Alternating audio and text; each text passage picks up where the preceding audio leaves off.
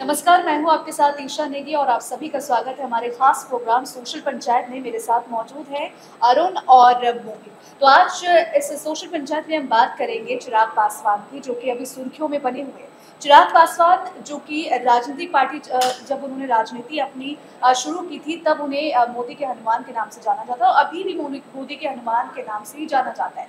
लेकिन सबसे बड़ा जो सवाल यहाँ पे उठता है कि कुछ दिनों पहले से ही उनके तेवर थोड़े से बदले-बदले नज़र आए। चाहे वो यूसीसी का मुद्दा हो, लेटरल एंट्री का मुद्दा हो या फिर जातिगत जनगणना का मुद्दा हो, चिराग पासवान की बीजेपी से थोड़ी-सी अलग ही जो सोच थी ना वो देखने को मिली। इसके बाद से ये कहा जाने लगा कि चिराग पासवान बीजेपी से जो एनडीए गठबंधन है उससे अलग होगी उनकी पार्टी। कुछ ऐसे मुद्दे जो है सामने आने लगे, ऐसे भी सवाल जो है आने लगे ज़हन में, लेकिन अब चिराग पासवान ने पूरे जो सवाल थे उनका जवाब दे दिया है। तो इस पर पूरी चर्चा करेंगे। सबसे पहले अरुण से हम बात करते हैं। अरुण, चिराग पासवान जिन्हें मोदी का हनुमान कहा जाता है, और सबसे बड़ी बात है कि अभी पिछले दिनों हमने देखा कि कहा यह जा रहा था कि उनके जो 5 सांसद हैं उनमें से 3 सांसद जो है बीजेपी ज्वाइन कर सकते हैं। तो इसमें कितनी सच्चाई थी और क्या-क्या कुछ अभी जो है इस पर अपडेट सामने आया? देखिए, अपडेट तो सबसे बड़ा यही है। एक तो चौंकाने वाला ये बयान जो जो खुलासे मतलब माफ़ कीजिएगा, जो खबरें सामने आ रही थी कि एलजेपी के जो 3 सांसद हैं वो बीजेपी के साथ जा सकते हैं। हालाँकि अब रिसेंट में अभी क्या हुआ है कि चिराग पासवान ने अमित शाह से मुलाकात की है और उन्होंने फिर से ये दोहराया है कि वो प्रधानमंत्री मोदी के साथ ही रहेंगे, चाहे कोई भी सिचुएशन हो। और मुझे नहीं लगता कि इन खबरों में जो है चिराग पासवान की ओर से उन्होंने साफ तौर से इनकार कर दिया है कि ऐसी कोई खबर नहीं। विपक्ष की ओर से जो है कहीं ना कहीं साजिश के तौर पर, षड्यंत्र के तौर पर फूट दिखाने की कोशिश की गई है। लेकिन जो पिछले कुछ दिनों से उनका स्टांस रहा है, हमने देखा है कि कई सारे, जैसे आपने जिक्र किया, कई सारे मुद्दों पर उनका सरकार के खिलाफ, सरकार से इतर उनका स्टांस रहा है। बल्कि वो केंद्रीय मंत्री हैं। और चाहे आप यूसीसी का मुद्दा लें, चाहे आप जातिगत जनगणना का मुद्दा लें, लेटरल एंट्री का हाल ही में जो मुद्दा उठा, बाद में सरकार ने उसे वापस लिया, तो इन सब मुद्दों पे वो सरकार के खिलाफ दिखे। हालांकि इतना मुखर नहीं देखा गया उन्हें, लेकिन दबी जुबान में ही चाहे उन्होंने उसका विरोध जरूर किया। ऐसे में विपक्ष की ओर से, खासकर आरजेडी की ओर से ये दावा सामने आया कि जो एलजेपी के 3 सांसद हैं, हमने देखा था कि लोकसभा में जो गठबंधन में उन्होंने चुनाव लड़ा था, 5 सांसद, पांचों के 5 सांसद एलजेपीआर के जो है जीते थे और एनडीए को जीत दिलाई थी। लेकिन उन 5 में से 3 सांसदों का जो है बीजेपी में जाने का दावा अपने आप में बहुत चौंकाने वाला था। और मुझे लगता है कि ये सारी कंफ्यूजन उन्होंने खुद दूर कर दी जब वो अमित शाह से मिले और बाद में उनका बयान आया कि नहीं, को ऐसा कुछ नहीं है, ये विपक्ष की ओर से जो है लाया गया मुद्दा है। और यहाँ पे ये भी बात हुई, आपने देखा कि अमित शाह से मिलने आते हैं चाचा, और सबसे बड़ी बात है कि गुलदस्ता जो देते हैं उसमें 4 फूल थे। उसमें ये कहा जा रहा था कि 4 फूल जो है वो चिराग पासवान के जो है सांसद है। तो इस तरीके से जो है अफवाह उड़ाई गई। हालांकि अब तो चिराग पासवान ने साफ कह दिया है, तो क्या कहेंगे इसके बारे में? देखिए, कई सारे मुद्दे हैं, कई सारे अलग अलग एंगल हैं।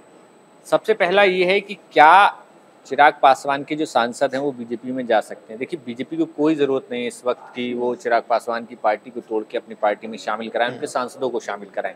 इस वक्त बीजेपी फुल मेजॉरिटी में है और जो सहयोगी दलों के सहयोग से मेजॉरिटी में है और बहुत सेफ है। अभी सरकार पर कोई आँच नहीं है।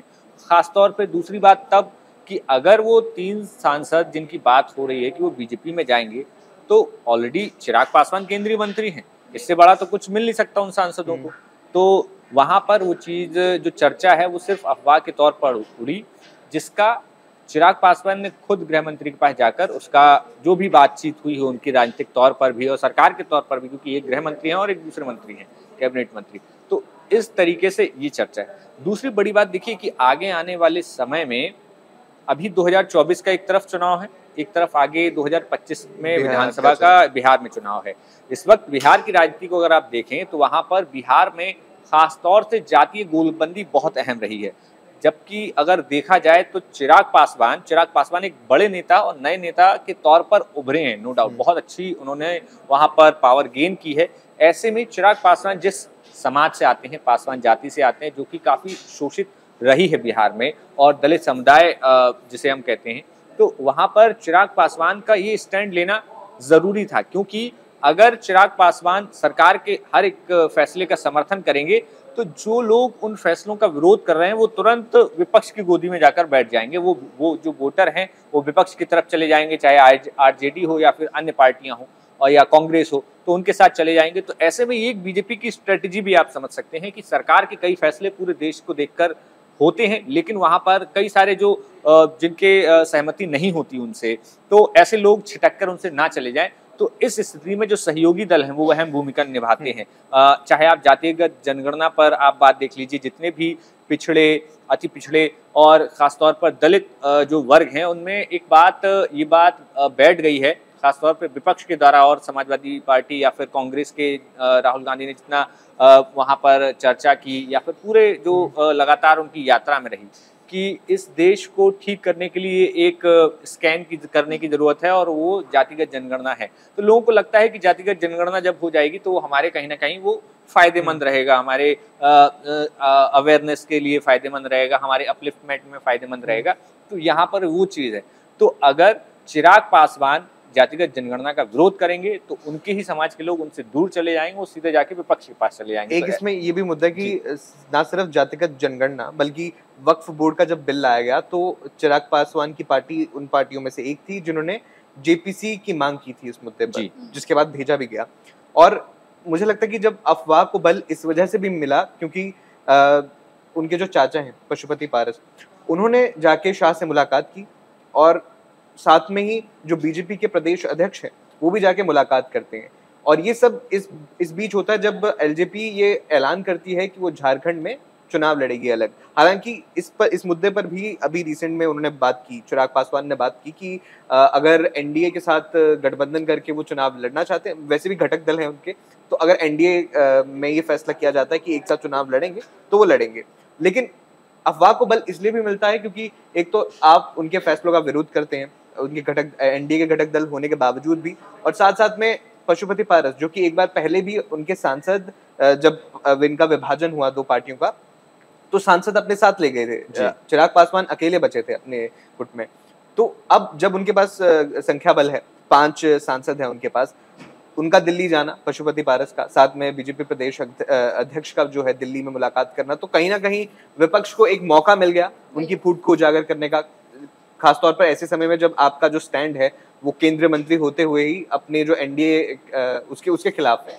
अब बिल्कुल देखिए, यहाँ पर क्या है कि एक चीज सारी गोलबंदी जो है बिहार चुनाव को लेकर हो रही है इस वक्त। अगर बीजेपी ये भी देखेगी ना कि हमने लोकसभा चुनाव में तो विक्ट्री हासिल कर ली, सरकार वापस से गठन हो गया, तमाम चीजें हो गई, अब चुनौती जो है वो है 2025 की। 2025 में क्या चिराग पासवान उतने मजबूत हैं कि नीतीश कुमार को जो उन्होंने 2020 में झटका दिया था, फिर भी नीतीश कुमार की सीटें बहुत कम हुई, लेकिन नीतीश कुमार इस संख्या बल में मजबूत रहे कि वो मुख्यमंत्री बने रहे। तो ऐसी कंडीशन में क्या फिर से वो चीज ना दोहराई जाए या फिर ऐसी कोई कंडीशन ना आए, तो ऐसे में बीजेपी नहीं चाहेगी कि चिराग पासवान या फिर जो पासवान या दलित वोट बैंक है वो किसी तरीके से भी छिटके।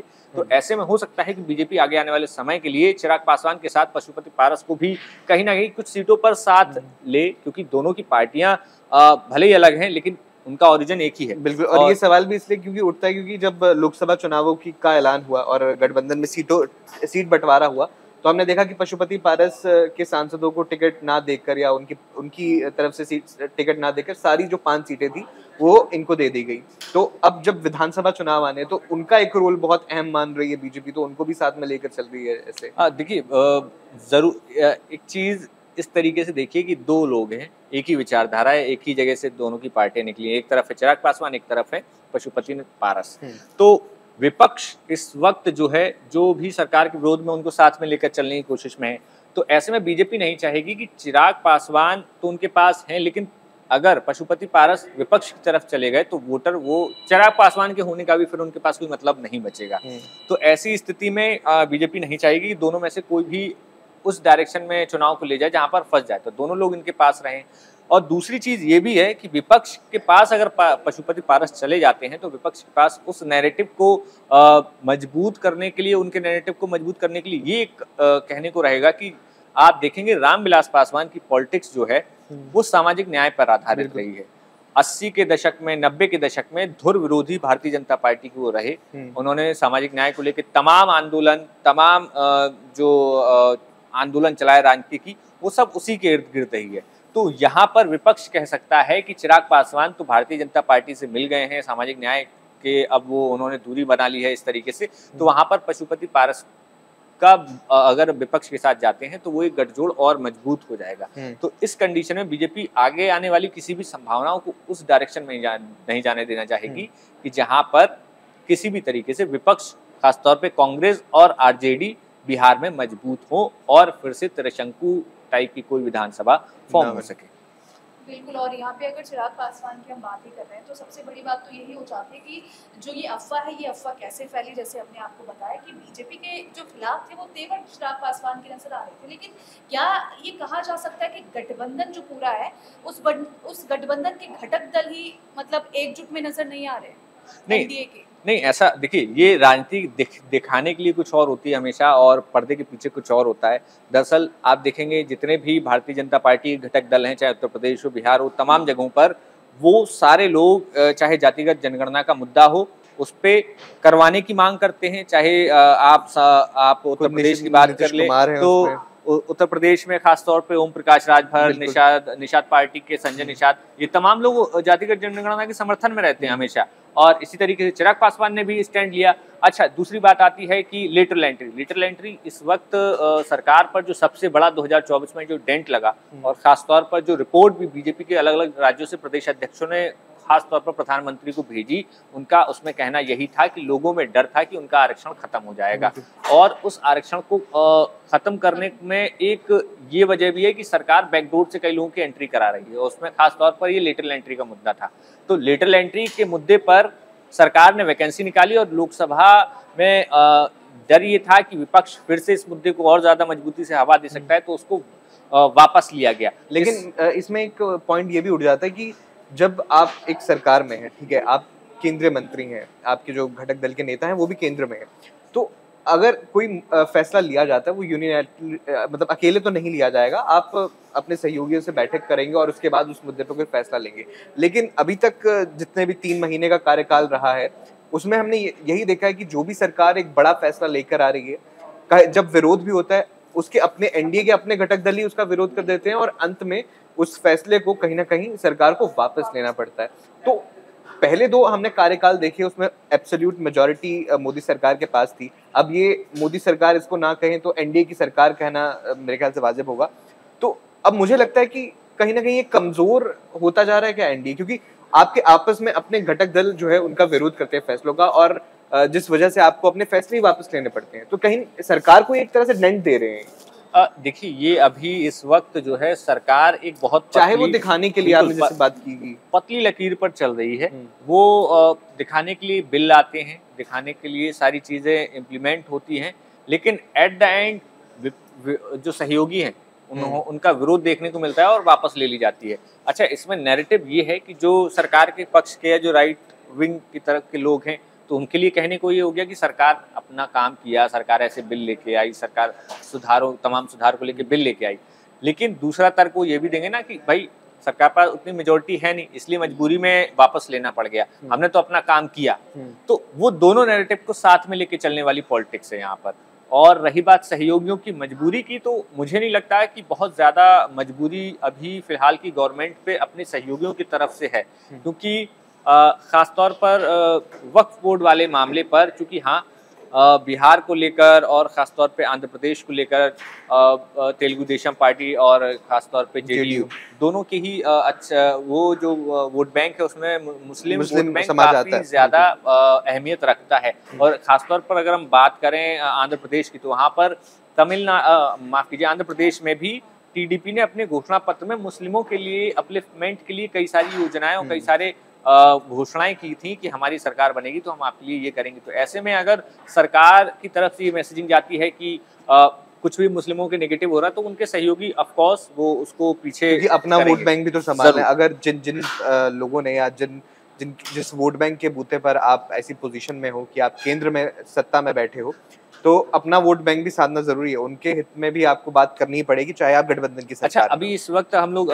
ने बात शुरू की थी चिराग पासवान से। चिराग पासवान की अगर हम राजनीति देखें तो जब राजनीति शुरू की थी उन्होंने, तो बिल्कुल ही राइट विंग की तरफ के वो भारतीय जनता पार्टी के नेता नजर आते थे। लेकिन इस वक्त उनकी राजनीति आप देखेंगे तो उसमें आपको रामविलास पासवान की झलक दिखेगी कि जिस तरीके से वो आरक्षण की बात कर रहे हैं, जिस तरीके से वो क्रीमी लेयर को हटाने की बात करते हैं, और जातिगत जनगणना, इसके साथ जो लेटरल एंट्री वाला मामला, तो रामविलास पासवान की पूरी पॉलिटिक्स इसी पर थी। 80 से 90 के दशक की जो सामाजिक आंदोलन और उस समय जो मंडल आयोग और वो मंडल की राजनीति कही जाती है, उस लेगेसी के ये बड़े बड़े नेता थे।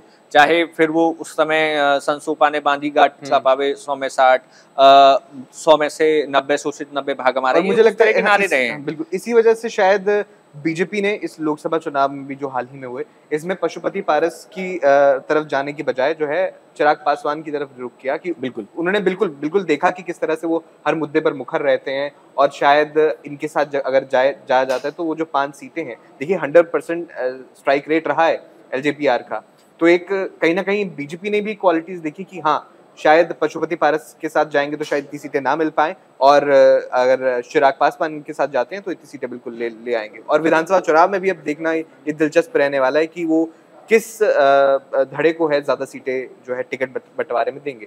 बिल्कुल अरुण, आपने बिल्कुल सही कहा, और अब देखने वाली बात होगी। हालांकि फिलहाल अभी तक तो चिराग पासवान ने जो तमाम सवाल और जो तमाम अफवाहें जो उड़ाई जा रही थी कि चिराग पासवान जो है इंडिया गठबंधन में शामिल होंगे, तो इन सभी सवालों का जवाब एक तरीके से दे दिया चिराग पासवान ने और साफ कह दिया कि मैं तो अभी भी मोदी का हनुमान हूँ। तो फिलहाल इस शो को और इस शो के एपिसोड को अभी यहीं पे खत्म करते हैं। इसको लेकर आप क्या सोचते हैं, चिराग पासवान के इस बयान को लेकर आपकी क्या राय है? आप अपनी राय कमेंट सेक्शन में जरूर बताइएगा। और इसमें फिलहाल इतना ही, अगली बार दोबारा से हम हाजिर होंगे एक नए मुद्दे के साथ। तो फिलहाल अभी के लिए इतना ही, धन्यवाद। न्यूज नेशन अब व्हाट्सएप पर खबरों के ताजा अपडेट के लिए न्यूज नेशन के इस QR कोड को स्कैन करें।